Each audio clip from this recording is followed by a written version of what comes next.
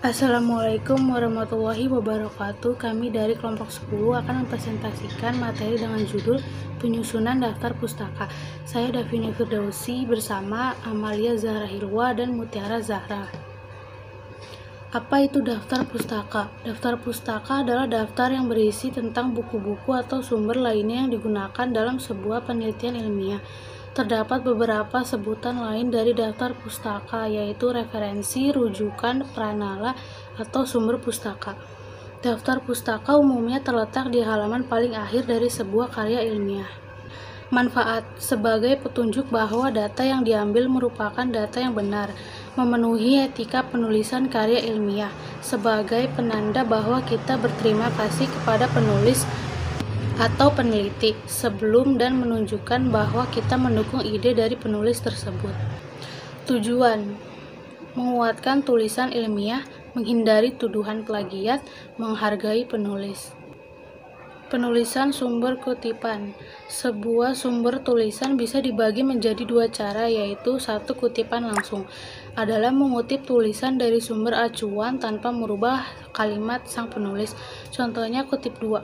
Perempuan harus memiliki ruang dan uang untuk dirinya sendiri. Hadits 2002 H3.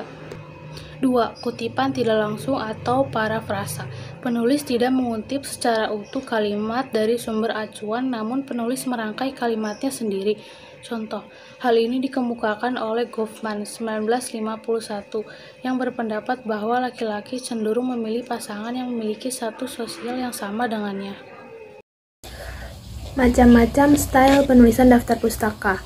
Ada beberapa macam style penulisan daftar pustaka, antara lain yang pertama ada American Social Association edisi ke-6, yang kedua ada American Psychological Association edisi ke-7, yang ketiga ada style Chicago.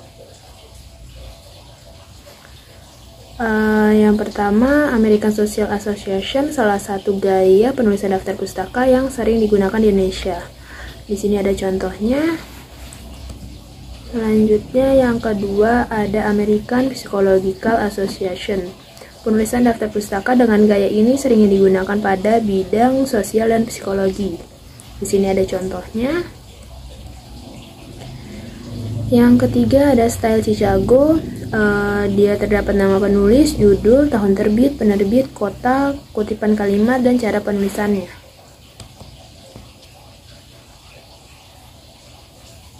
Cara membuat daftar pustaka secara otomatis. Buka Microsoft Word, klik Reference, lalu arahkan kursor ke Insert Citation. Yang kedua, klik Add New Source.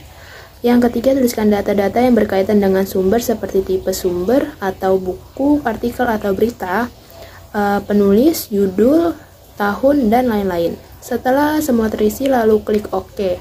Pada bagian ini kamu harus insert source secara manual, karena di Microsoft Word tidak menggunakan metadata seperti aplikasi citation yang lainnya. Yang keempat, insert semua sumber yang akan dikutip dalam penulisan. Setelah itu lakukan manage search dan pilih buku atau artikel atau berita mana saja yang nantinya akan dikutip.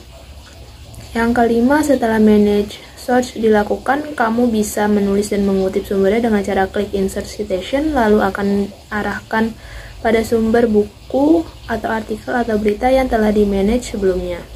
Yang keenam, setelah pengutipan selesai dilakukan, saatnya kamu insert data pustaka secara otomatis. Lakukan di toolbar yang sama, lalu klik style untuk memastikan akan menggunakan style pengutipan yang mana. Yang ketujuh, lalu klik bibliografi. Dan pembuatan daftar pustaka menggunakan Microsoft Word sudah selesai. B. Menggunakan aplikasi Mendeley. Langkah pertama, unduh aplikasi di mendeley.com. Setelah itu, lakukan instalasi di perangkat komputer atau laptop. Jangan lupa install plugin untuk Microsoft Word dan peramban internet. Yang kedua, jika instalasi plugin tersebut berhasil, akan ada fitur Mendeley di Microsoft Word kamu, tepatnya di menu Reference. Kemudian lakukan pendaftaran akun agar dapat tersinkronisasi saat dibuka dalam mode online. Setelah instalasi dan pendaftaran akun selesai dilakukan, saatnya kamu menggunakan fitur-fitur Mendeley. Sebelum membuat daftar pustaka, terlebih dahulu pastikan mendownload buku dan artikel, agar dokumen dan metadatanya bisa dimasukkan ke Mendeley. Untuk memasukkan metadata dan file ke Mendeley, klik Add File, pilih file yang akan dikutip, tunggu sampai Mendeley membaca metadatanya. Setelah itu, buku atau artikel Anda akan muncul di My Library Mendeley dan sudah siap untuk dikutip. Kemudian proses mengutip. Buka tulisan kamu di Microsoft Word. Pastikan sumber sudah ada di My Library Mendeley. Langkah yang bisa kamu lakukan adalah dengan pilih reference lalu toolbar Insert Citation.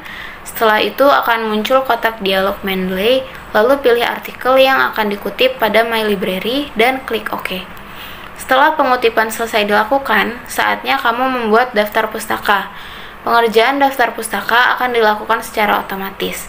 Langkah pertama adalah pastikan kursor kamu berada di bagian akhir penulisan atau di bab daftar pustaka. Setelah itu, klik reference pada toolbar Mendeley, lalu klik Insert Bibliography. Selamat, daftar pustaka otomatis Anda telah muncul. C. Menggunakan aplikasi Zotero. Sama seperti halnya dengan Mendeley, lakukan instalasi lalu pendaftaran, dan install plugin di Office agar terhubung antara Zotero dan Microsoft Word. Penggunaan aplikasi Zotero tidak hanya untuk mensitasi dokumen, tapi bisa juga untuk film, video, musik, dan berita. Langkah-langkahnya, yang pertama, masukkan sumber buku atau artikel atau berita ke aplikasi Zotero dengan add item, lalu arahkan pada file sumber yang telah di-download sebelumnya. Yang kedua, lakukan pengutipan dengan pilih Zotero dan klik Add Citation dan arahkan ke sumber yang dituju. Yang ketiga, setelah selesai mengutip, saatnya membuat daftar pustaka dengan cara klik Add atau Edit Bibliography. Pastikan kursor berada di posisi terakhir atau di bagian bab daftar pustaka. Cara menulis daftar pustaka berdasarkan jenis sumbernya. Yang pertama, buku. Nama belakang penulis, nama depan penulis, judul buku yang ditulis miring, tempat, kota terbit, penerbit, dan tahun terbit. Yang kedua, website. Nama belakang penulis, nama depan penulis, judul artikel, website artikel, tanggal diakses, kemudian link URL website.